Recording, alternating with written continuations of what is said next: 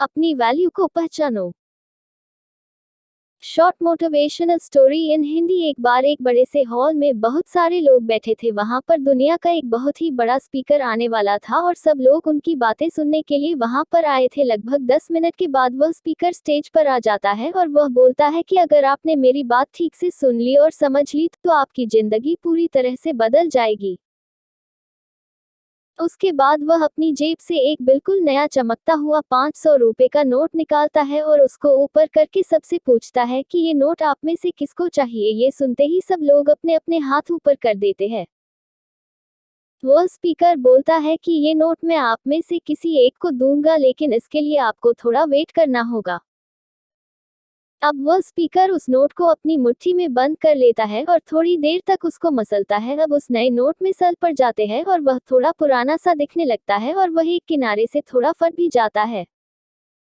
इसके बाद वह फिर उस नोट को ऊपर करके पूछता है, अब ये 500 का नोट किसको चाहिए। इस बार भी सभी लोग अपने हाथ ऊपर कर देते हैं।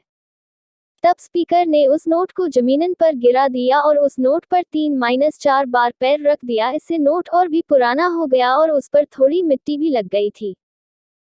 फिर उन्होंने उस नोट को ऊपर किया और पूछा कि अब बताओ, अब इस नोट को आप में से कौन लेना चाहता है। और इस बार फिर सबके सब ने अपने हाथ ऊपर कर दिए। स्पीकर अब नोट को फिर से नीचे जमीन पर गिरा देता है और उसके ऊपर कूद कूद कर उसको दोनों पैरों से रगड़ देता है और उसके ऊपर चाय भी गिरा देता है। अब नोट इतना गंदा हो जाता है कि उसको पहचानना भी मुश्किल होता है। कोई भी उस नोट को देखता तो यही बोलता कि अब ये सिर्फ एक गंदा कागज का टुकड़ा है, अब यह बेकार है, इस दुनिया में इसकी कोई वैल्यू नहीं है।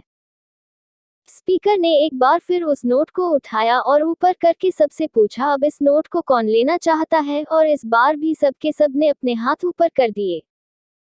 कितना भी गंदा पुराना मिट्टी में सना हुआ चाय का दाग लगा हुआ हो, लेकिन अभी भी वह 500 रुपए का नोट ही था।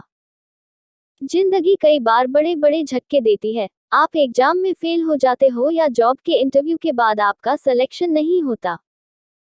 जब आपका बुरा समय चल रहा होता है और आप सिचुएशन का सामना कर रहे होते हो, उसके बाद आपको लगने लगता है कि आप सफलता के लायक ही नहीं है। आपको लगता है कि दूसरे लोग आपसे बेटर है और आप किसी काम के नहीं हो, आपकी कोई वैल्यू नहीं है।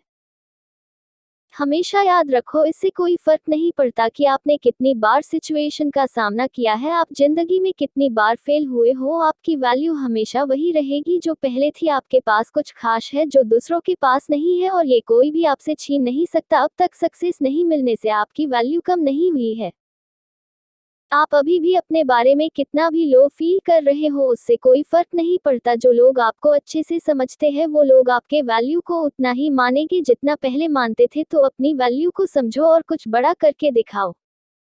अगर हमारी कहानी आपको अच्छी लगी हो तो हमारे चैनल को सब्सक्राइब करके हमारे चैनल को शेयर करें और कमेंट में अपनी राय दें।